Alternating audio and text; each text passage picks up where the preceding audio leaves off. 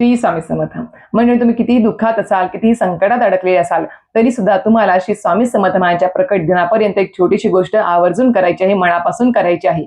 आता ही एक छोटी गोष्ट करत असताना तुम्हाला सुतक, विटाळ, मासिक धर्म किंवा इतर कुठल्याही अडचणी आल्या किंवा प्रवास करावा लागला, कुठे बाहेरगावी जावं लागलं, तरी सुद्धा तुम्हाला ही छोटीशी गोष्ट त्यावेळेस सुद्धा करता येणार आहे, त्या ठिकाणी सुद्धा करता येणार आहे.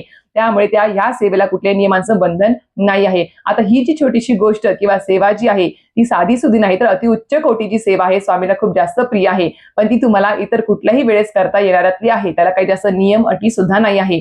पण या छोट्याशा गोष्टीने, या छोट्याशा सेवेने लाखो करोडो लोकांना दांडगे अनुभव आलेले आहेत आणि अजून सुद्धा त्यांना अनुभव येत आहेत.